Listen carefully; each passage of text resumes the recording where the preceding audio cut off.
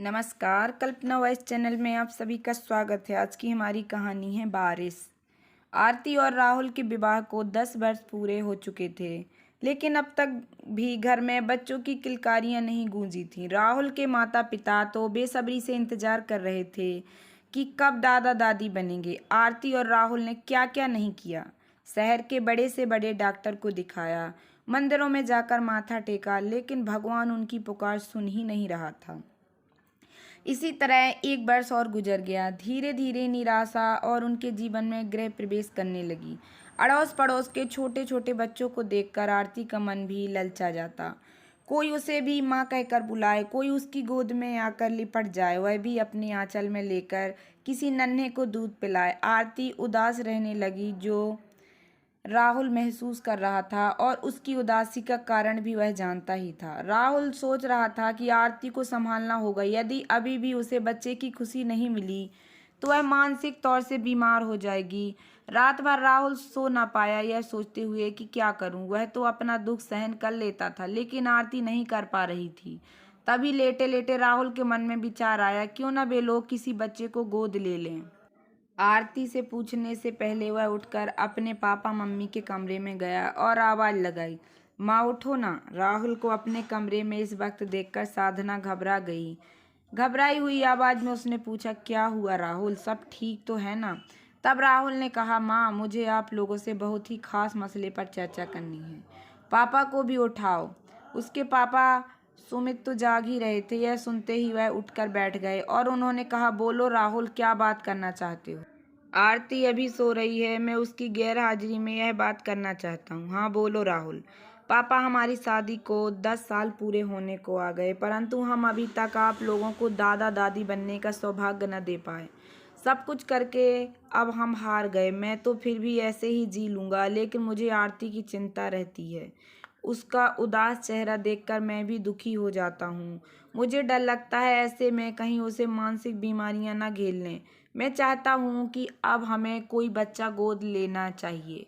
यदि आप दोनों इस बात से सहमत हो, आपको कोई ऐतराज़ ना हो, तब मैं आरती से भी बात कर सकता हूँ। साधना ने पूछा, राहुल बेटा, क्या आप कोई उम्मीद बाकी नहीं है। नहीं माँ, आपको क्या लगता है, 9 साल का लंबा समय बीत गया, अब क्या अब भी आपको उम्मीद लगती है। अब तक यदि होना होता तो हो जाता। अब और ज़्यादा समय तक रास्ता देखना मुझे ठीक नहीं लगता। सुमित ने कहा, मुझे तो इसमें कोई ऐतराज़ नहीं, बल्कि अच्छा ही है। वैसे भी हमारे देश में कितने ऐसे बच्चे हैं जो बेचारे अनाथालय में रहते हैं, जिनके माँ बाप या तो उन्हें छोड़ देते हैं या बेचारे खुद ही दुनिया छोड़ जाते हैं। ऐसे बच्चों में से यदि किसी एक को भी हमारा प्यार, हमारा साथ मिलता है तो हमारे लिए यह बहुत ही खुशी की बात है। क्या कहती हो साधना। ऐसे तो मुझे भी कोई ऐतराज नहीं, मैं तो सिर्फ यह पूछ रही थी कि क्या आप कोई उम्मीद की गुंजाइश नहीं। साधना, चलो माना यदि हमारे घर भगवान बच्चा दे भी देते हैं तो भी क्या हुआ, हमारे 2 बच्चे हो जाएंगे। अब जब मन में आ ही गया तो इस काम में हमें देरी नहीं करनी चाहिए। माता पिता की सहमति मिलते ही राहुल ने कहा, तो ठीक है, मैं कल ही आरती से बात कर लेता हूँ। और साधना ने बीच में टोकते हुए कहा, क्या आरती मान जाएगी। हाँ माँ, लगता तो है, सुबह पता चल जाएगा। चलो अब मैं जाता हूँ, आप लोग भी सो जाइए, रात काफ़ी हो रही है। साधना आरती से बहुत प्यार करती थी। बच्चे के ना होने की बात पर कभी भी साधना ने उसे एक भी अपशब्द नहीं कहा। वह समझती थी कि इसमें हमारे दोनों बच्चों की कोई गलती नहीं है, यह सब भाग्य का खेल है। वह हर काम में भी आरती को मदद करती थी। दूसरे दिन रविवार था। आरती ने सुबह सबके लिए नाश्ता तैयार किया। वह सब खाने के लिए डाइनिंग टेबल पर बैठे। तब राहुल ने कहा, आरती, हम लोग तुमसे कुछ बात करना चाहते हैं। हाँ बोलो ना राहुल, क्या बात है। आरती घबरा गई और उसकी आंखें राहुल की आंखों की इस तरह देखने लगीं मानो वह कह रही हो, प्लीज कुछ ऐसा मत कह देना जिसे वह सहन न कर पाए। अगले ही पल उसने सोचा, तीनों बात करना चाहते हैं, कहीं बच्चे को लेकर या राहुल का दूसरा विवाह। कुछ ही पलों में कितना कुछ सोच लिया था आरती के दिमाग ने। नहीं नहीं, यहाँ तो सभी मुझे कितना प्यार करते हैं। तभी राहुल ने कहा, आरती कहाँ खो गई। आरती चौंक गई। नहीं कुछ नहीं, तुम क्या कह रहे थे। आरती, क्या हम अनाथालय से बच्चा गोद ले लें। आरती ने खुश होकर मुस्कुराते हुए कहा, राहुल, मैं तो कब से इस इच्छा को अपने मन में दबाए हुए बैठी हूँ। लेकिन कभी कहा नहीं, यह सोचकर कि पापा और माँ को कैसा लगेगा। साधना ने कहा, आरती बेटा, यह तो बहुत ही अच्छा निर्णय है। हम दोनों तैयार हैं। रात को हमने आपस में बात की थी, लेकिन इस पर आखिरी मोहर तो तुम्हें ही लगानी है। बेटा, तुम यदि इसे ठीक समझती हो और यदि तुम यह कर सकती हो तो हम आगे बढ़ सकते हैं। हाँ, मैं क्यों नहीं कर सकती माँ। बेटा, यह एक कठिन तपस्या है। उसके बाद यदि तुम्हारी गोद भी भर गई तो उस बच्चे के साथ कभी भी अन्याय नहीं होना चाहिए। हाँ माँ, मैं उसे बहुत प्यार दूंगी, उसी तरह जैसे मानो मैंने ही उसे जन्म दिया हो। बस बेटा, हम सब तुम्हारे मुंह से यही सुनना चाहते थे।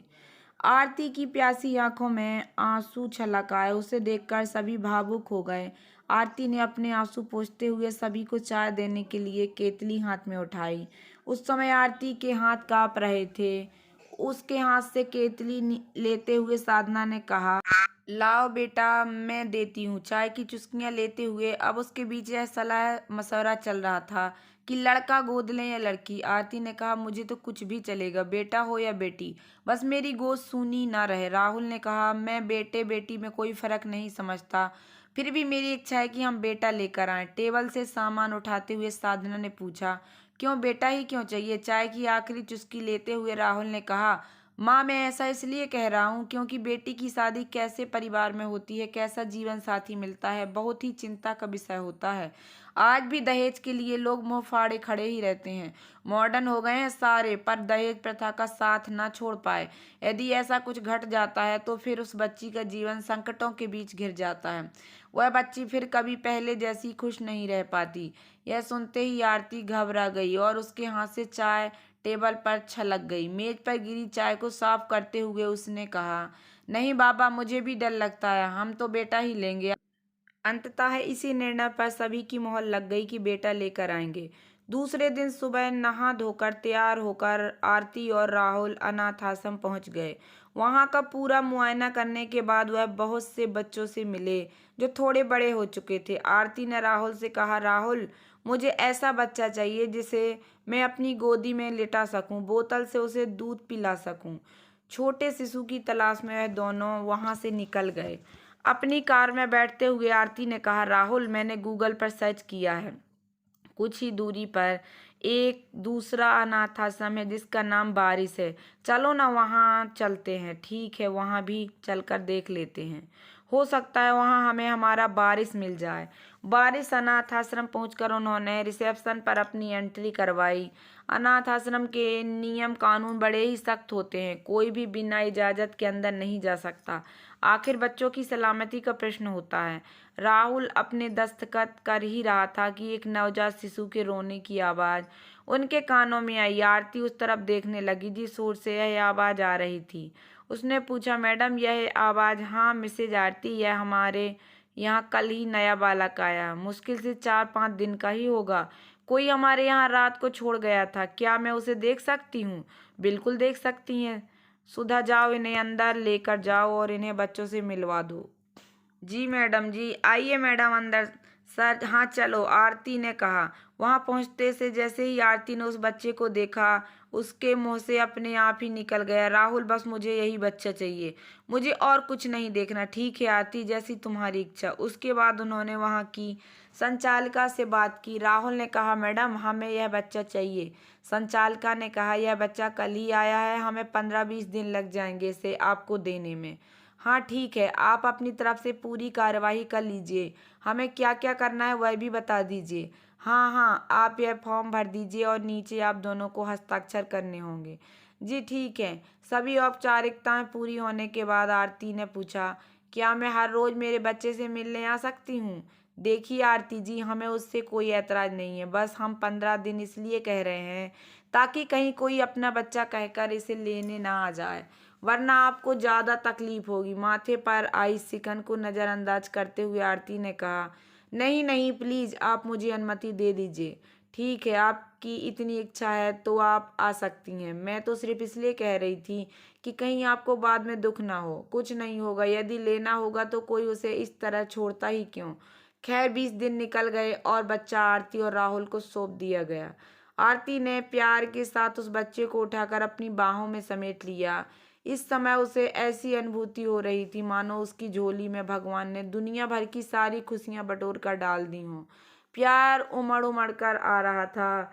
उसे ऐसा लग रहा था कि वह उस बच्चे को अपने आंचल में छिपा कर दूध से लगा ले, चाहे कोई कितना भी प्यार कर ले। किंतु भगवान ने यह वरदान सिर्फ जन्म देने वाली माँ को ही दिया है। फिर भी वह बहुत खुश थी। बच्चे के माथे को चूमते हुए उसने कहा, देखो राहुल कितना प्यारा है। इसे गोदी से नीचे उतारने का मन ही नहीं कर रहा। रखो आरती, गोदी में रखो, तुम्हारा ही है ना यह। नाम क्या रखना है इसका? घर चलकर माँ और पापा जी के साथ नाम रखे सोचेंगे।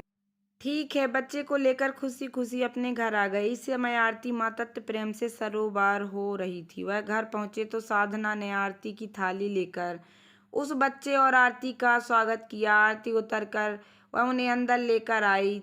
सब बच्चे को अपनी अपनी गोद में ले रहे थे। घर पर उसकी जरूरत का सारा सामान आ चुका था। साधना ने कहा, अब हमें इस बच्चे का बहुत ख्याल रखना है। उसे कभी किसी भी चीज की कमी नहीं होने देना। सब बहुत खुश थे। घर में उसके आने की खुशी में एक बड़ा सा आयोजन भी रखा गया, जिसमें सभी रिश्तेदारों और दोस्तों को बुलाया गया। आज उसका नामकरण संस्कार था। सबने मिलकर उसका नाम रखा वेद। धीरे धीरे समय की रफ्तार के साथ साथ वेद भी 1 वर्ष का होने वाला था। तभी एक दिन आरती की तबीयत गड़बड़ लग रही थी। राहुल उसे डॉक्टर को दिखाने लेकर गया। डॉक्टर ने आरती को देखने के बाद कहा, बहुत ही आश्चर्य की बात है। वह मन ही मन स्वयं ही बुदबुदा रहे थे। शायद उन्हें खुद पर विश्वास नहीं हो रहा था। उन्होंने बाजू के केबिन से अपनी पत्नी डॉक्टर रागनी, जो कि गायनोकोलॉजिस्ट थीं, उन्हें बुलाया और धीरे धीरे उनसे कुछ कहने लगे। डॉक्टर रागनी ने तुरंत ही आरती को चेकअप किया। दरअसल वे राहुल के फैमिली डॉक्टर थे। रागनी ने चेक करने के बाद एक राहत भरी सांस लेते हुए आरती से कहा, बाहर आ जाओ। उसके बाद फिर डॉक्टर रागनी ने अपने हाथ साबुन से धोते हुए कहा, आप दोनों के लिए एक बहुत ही बड़ी खुशखबर है।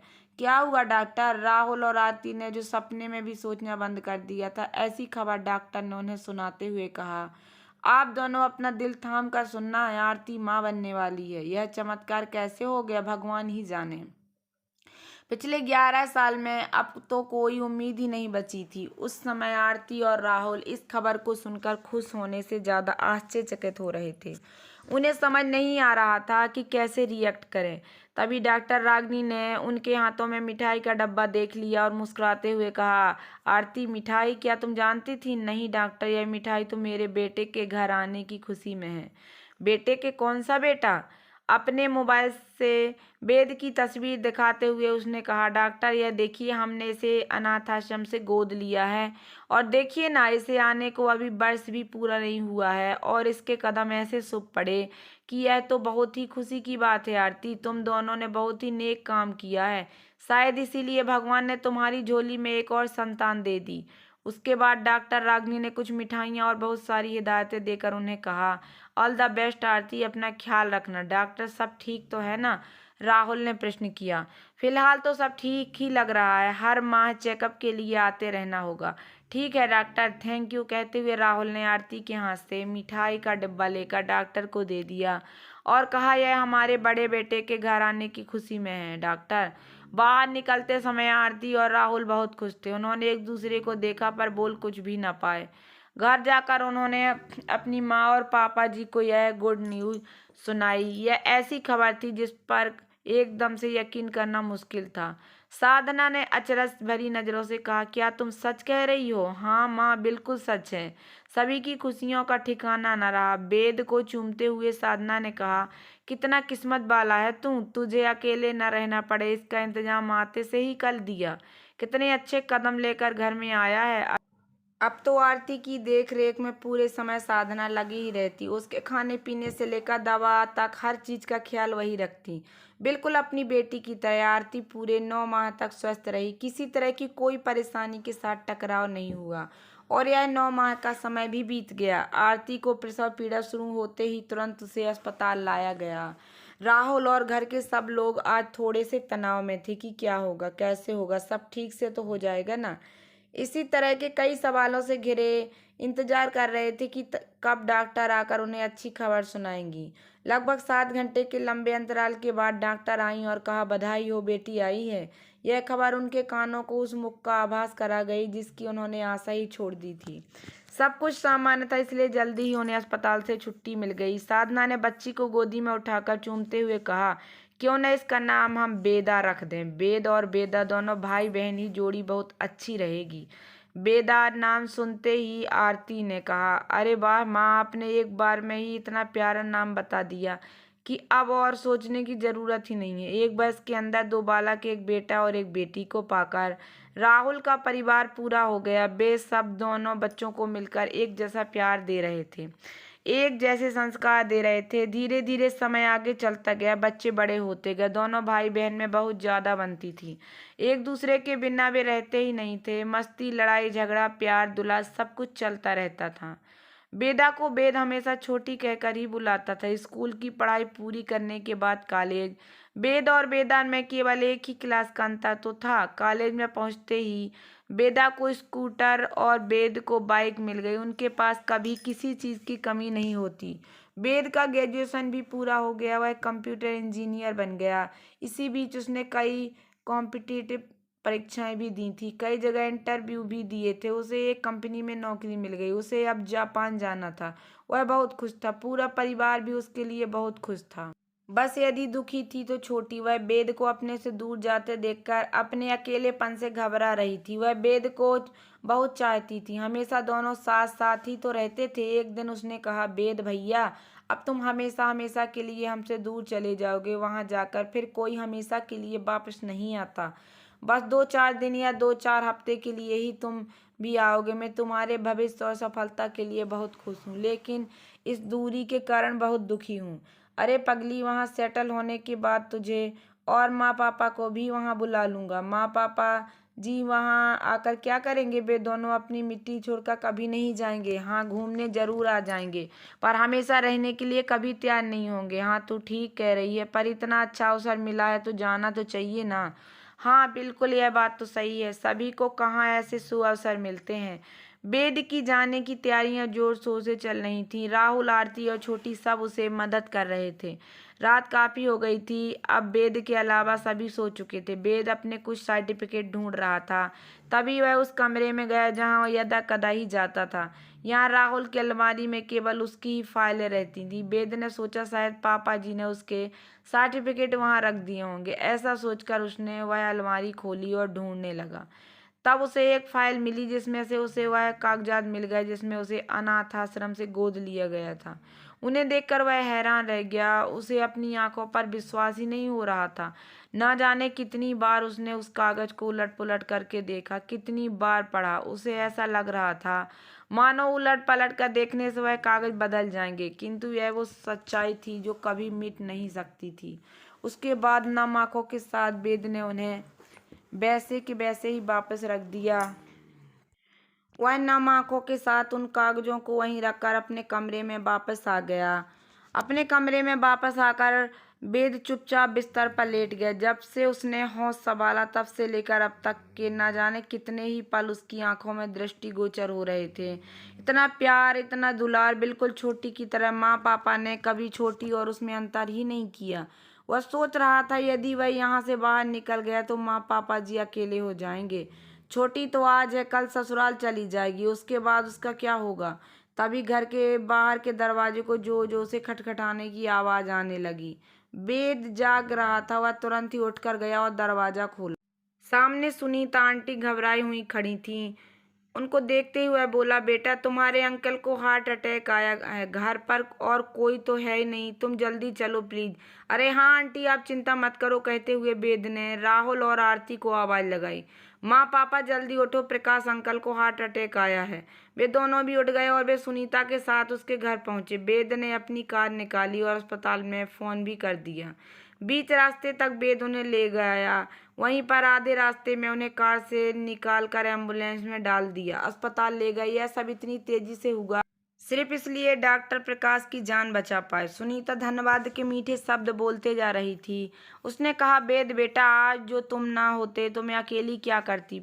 प्रकाश तो यह दुनिया छोड़कर ही चले जाते। तुम मेरे लिए भगवान बनकर आए हो। नहीं आंटी, आप यह सब मत कहिए। अब तो अंकल ठीक हैं, डरने की कोई बात नहीं है। आरती ने सुनीता के आंसू पोंछते हुए कहा, बस अब चिंता मत करो, हम यहाँ रुकते हैं तुम्हारे पास। वेद, तुम घर जाओ बेटा। वेदा अकेली है। जी माँ, मैं जाता हूँ। कार चलाते समय वेद सोच रहा था, जिसने उसे जीवन के इतने सुंदर सुनहरे पल दिए, उसके जीवन के हर पल को रंगीन बना दिया। उसने दूर जाकर मैं उसके जीवन को बेरंग कैसे कर सकता हूँ। अब तक मुझे उनकी ज़रूरत थी, लेकिन और कुछ वर्षों में उन्हें मेरी ज़रूरत पड़ेगी। घर आकर भी वह रात भर बेचैनी में इधर से उधर करवटें बदलता रहा। पूरी रात खुली आंखों से जागते हुए एक लंबे सपने की तरह गुजरी थी, जिसमें कभी उसे भूतकाल का बचपन याद आता, कभी वर्तमान, तो कभी आने वाला वह भविष्य, जिसमें उसे उसके बूढ़े माँ पापा भी अकेले खड़े दिखाई देंगे। वह उसे पुकारते पर उनकी आवाज़ उन्हें सुनाई नहीं देती। वह उसे निहारते पर उन्हें देख नहीं पाता। वह अपनी बाहें फैलाते वह लिपट नहीं पाता। आखिरी में उसके आंसू देखते जो वह पोंछ नहीं पाता। वह सुबह नाश्ते के समय राहुल ने पूछा, वेद बेटा, तुम्हारी तैयारी पूरी हो गई? देखना कुछ छूट न जाए, अब तुम्हारे जाने के 5 ही दिन बाकी हैं। तभी वेद ने अपनी पानी का घूंट निगलते हुए कहा, पापा जी, मैं नहीं जा रहा। अचरज भरे स्वर में क्या क्या कहते हुए राहुल उठकर खड़े हो गए। क्या यह कह रहे हो वेद तुम? क्या हो गया तुम्हें? समझ नहीं आ रहा तुम क्या कह रहे हो और क्यों कर रहे हो? रात तक तो सब ठीक था बेटा, अचानक क्या हुआ? सब जानते हैं तुमने उसके लिए कितनी मेहनत की है, दिन रात एक कर दिया तुमने। पापा जी, मन नहीं कर रहा। जैसे जैसे जाने का समय नज़दीक आ रहा है, वैसे वैसे बेचैनी मन में दुख चुकी हो रही है, बेचैनी हो रही है। आपको छोड़कर जाने के लिए मन तैयार नहीं हो रहा। उसके जाने के बाद मम्मी पापा भी का ख्याल कौन रखेगा? यह सोचकर उसने जापान जाने का इरादा ही त्याग दिया। वेद की इस तरह की बातें सुनकर राहुल ने कहा, अच्छा, होम सिकनेस के शिकार हो गए हो तुम? जाओ बेटा, धीरे धीरे सब ठीक हो जाएगा। वहाँ तो सब ठीक हो जाएगा पापा जी, लेकिन यहाँ आप और माँ अकेले हो जाओगे। देखो, कल रात ही राकेश अंकल। अरे बेटा, ऐसा मत मत सोचो। क्यों ना सोचूं पापा जी? जब मैं छोटा था मुझे आप लोगों की ज़रूरत थी। बचपन में आपकी उंगली पकड़कर चला, जवानी में आपके साय के नीचे रहा। पता नहीं पापा जी, मुझे लग रहा है आने वाले समय में आपको भी तो मेरी उंगली की ज़रूरत पड़ेगी, और तब मैं अपना हाथ आप तक नहीं ला सकूंगा। इससे ज़्यादा दुख की क्या बात हो सकती है? सुख तो उसमें होगा कि आप मेरी तरफ हाथ बढ़ाएं और मैं आपको बिना इंतजार करवाए अपना हाथ आपके हाथों तक पहुंचा दूं। मुझे नहीं चाहिए इतनी दौलत जो मुझे मेरे परिवार से ही दूर जुदा कर दे। मुझे नहीं चाहिए ऐसी जिंदगी जिसमें आप और माँ ना हो। बेटा, तुम भावनाओं में बह रहे हो, कुछ नहीं होगा। दूसरे बच्चे भी तो जाते हैं ना। जाते होंगे पापा जी। जो सुख आपके साथ यहाँ रहकर मुझे मिल सकता है, वह लाखों करोड़ों कमा कर वह मुझे नहीं मिलेगा। मुझे उस सुख से यह सुख ज़्यादा प्यारा है, जिसका सुखद एहसास मुझे हमेशा होता रहेगा। आते जाते रहोगे ना बेटा? क्यों इतने सुंदर भविष्य को छोड़ देना चाहते हो? पापा जी, यहाँ क्या कमी है? हमारे पास सब कुछ तो है, और फिर छोटी की शादी भी तो करनी है। उसके लिए लड़का भी तो पसंद करूँगा, यदि कल को कभी उसे मेरी ज़रूरत पड़ जाएगी। वह मुझे आवाज़ लगाएगी 7 समुंदर पार से। उस समय यदि मैं ना आया तो यह मेरा फैसला अंतिम फैसला है पापा जी, और मैं इसे हरगिज नहीं बदलूंगा। वेद बेटा, क्यों गलत जिद कर रहे हो? कहते हुए राहुल ने आरती को आवाज़ लगाई। आरती, देखो ना वेद क्या कह रहा है। मैंने सब सुन लिया राहुल। देखो, वह बड़ा हो गया है, उसे जो सही लगता है उसे ही करने दो। यह निर्णय उसका ही अंतिम निर्णय होगा। फिर भी बेटा, मैं यही कहूँगा कि चले जाओ। हमारी वजह से तुम्हारे जीवन में ब्रेक न लगे, हमें तो अच्छा नहीं लगेगा ना। ब्रेक कहाँ लग रहा है माँ? यहाँ भी बहुत अच्छा भविष्य बन सकता है, और वह भी अपने पूरे परिवार के साथ। थोड़ा पैसा कम भी हो तो क्या फर्क पड़ता है? आरती और राहुल के लाख समझाने के बाद भी वेद ने अपना फैसला नहीं बदला। साधना भी वेद के इस फैसले को सुनकर खुश थी। वह अब तक काफ़ी बूढ़ी हो चुकी थी, और सुमित उन्हें छोड़कर हमेशा के लिए जा चुके थे। जब छोटी को यह मालूम पड़ा कि वह तो खुशी से उछल पड़ी, और उसने वेद के गले लगकर कहा, भैया, यह तो बहुत ही अच्छा हुआ। तुम्हारे बिना अकेले रहना मैं बहुत दुखी थी, तुम्हें कुछ नहीं कर रही थी। अब जब यह पता चला कि तुम नहीं जाना चाहते, तभी मैंने अपनी यह बात तुम्हें बताई। अब हम सदा यहीं साथ साथ रहेंगे। अरे पगली, तू तो शादी करके भाग जाएगी मुझे छोड़कर। नहीं, मैं ऐसे लड़के के साथ शादी करूंगी जो इसी शहर में रहता हो।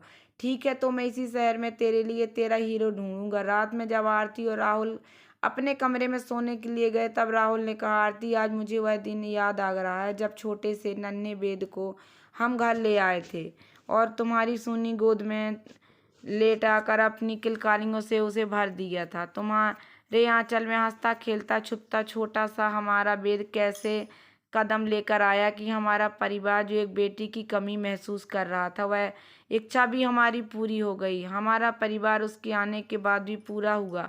आरती ने कहा, तुम सच कह रहे हो राहुल, बेद हमारी जान है और हम बेद की जान। सच कहूँ तो उसके जाने की तैयारियां करते वक्त भी मन के भीतर एक चुभन सी हो रही थी, बेचैनी हो रही थी, एक दर्द दिल में हो रहा था। ऐसा महसूस हो रहा था हम अकेले हो जाएंगे। यह बात सता भी रही थी कि बेदा की शादी हो जाएगी तो वह तो ससुराल चली जाएगी। कई तरह के ऐसे ख्याल, ऐसे विचार मन मस्तिष्क में हलचल मचा रहे थे। एक बार बच्चे विदेश के मोह में पड़ जाते हैं तो फिर वापस कभी नहीं आते, वह कहीं के हो जाते हैं। यदा कदा ही आना होता है। वेद ने यह फैसला क्यों लिया यह तो मैं नहीं जानता, पर इतना जरूर जानता हूँ कि हमारा खुद का खून भी अगर होता ना तो वह भी ऐसा तो सुनहरा अवसर हाथ से नहीं जाने देता। लोगों के बच्चे चले ही जाते हैं ना, 2-2 दिन 3-3 साल तक वापस नहीं आते। बूढ़े माँ बाप रास्ता देखते देखते थक जाते हैं, आंखें टकटकी लगाकर निहारती रहती हैं। मन में यह पल ही इंतजार होता है, एक ऐसा इंतजार जो कभी कभी तो खत्म ही नहीं होने देता। जीवन खत्म हो जाता है, जीवन सुनसान हो जाता है, कभी न भरने वाला रिक्त स्थान आ जाता है। कभी कभी तो मृत्यु के बाद कंधा देने तक बच्चे नहीं आ पाते, आना चाहते हैं पर कई बार हालात ऐसे बन जाते हैं कि जब तक वह आते इधर सब कुछ खत्म हो चुका होता है। मिलन की अधूरी आस के साथ ही कई बार माता पिता दुनिया छोड़ जाते हैं। राहुल, तुम बिल्कुल ठीक कह रहे हो। विदेशों की इस माया नगरी के कई सुखद और कई दुखद पहलू, हमारे वेद ने उसका यह पहलू चुना है जिसमें हमारे जीवन का हर पल सुखद होगा। हाँ आरती, पहले उसने हमारे सूने आंगन को अपने नन्हे कदमों की आहट दी, अपनी खुशबू से हमारे घर आंगन को महका दिया और अब हमारे बुढ़ापे के आने वाले दिनों को संवारने के लिए इतना बड़ा त्याग भी कर रहा है। मैं जानता हूँ कि वह निर्णय केवल हमारे ही कारण ले रहा है, पर अचानक राहुल, ऐसा तो क्या हुआ होगा? कुछ नहीं, कल मिस्टर प्रकाश की तबीयत अचानक खराब हो गई। उनके 3 बच्चे हैं परंतु तीनों विदेश में, उनसे कोसों दूर। शायद इसलिए उनका मन नहीं मान रहा होगा। यह तो अच्छा हुआ प्रकाश जी की जान बच गई, वरना तो जाने से पहले बच्चों का मुंह तक देखने को नसीब नहीं होता। आज भी उनका बुढ़ापा तो अकेले ही कट रहा है। बच्चे खूब कमा रहे हैं, संपन्न है, लेकिन माँ बाप कहाँ खुश हैं। सब कुछ होते हुए भी उनके पास आज कुछ नहीं है, यदि कुछ है तो केवल अकेलापन। शायद इसी बात ने हमारे वेद को रोक लिया हो। अब तो मुझे भी ऐसा लग रहा है कि हमारे देश में भी क्या कमी है, यदि मेहनत करो तो सब कुछ हासिल हो सकता है। राहुल, सच पूछो तो वेद के जाने के बाद हमारा घर भी सूना हो जाता और फिर पहले जैसी रौनक घर में कभी नहीं आती। चलो, इससे ज्यादा खुशी की बात और क्या हो सकती है कि अब जीवन भर हम साथ रहेंगे। वेद के बच्चों की किलकारी भी हमारे इसी आंगन में गूंजेगी। हमारा परिवार कभी प्रकाश जी के परिवार की तरह छिन्न भिन्न नहीं होगा। हाँ आरती, तुम ठीक कह रही हो। बारिश अनाथ आश्रम ने तो हमारा पूरा जीवन सुखमय बना दिया और अपने नाम की ही तरह हमें हमारा बच्चा बारिश तोहफे में दे दिया। हमारी जवानी किलकारियों के बीच बीती, अब हमारा बुढ़ापा भी किलकारियों के बीच ही बीतेगा। यह सुख सभी को कहाँ हासिल होता है। याद है आरती, तुम एक छोटी सी किलकारी के लिए कितना तरसी हो, लेकिन वेद की पहली किलकारी ने तुम्हें फिर से हंसना सिखाया था। आज दूसरी बार वह तुम्हें मुस्कुराने की वजह दे रहा है, शायद उसका अपना सपना छोड़कर। तो दोस्तों, कैसी लगी आप लोगों को मेरी ये छोटी कहानी? अगर कहानी पसंद आई हो तो प्लीज़ मेरे वीडियो को लाइक कर देना। चैनल पर नए आए हो तो प्लीज़ सब्सक्राइब कर लेना और ज़्यादा से ज़्यादा शेयर करना। धन्यवाद दोस्तों।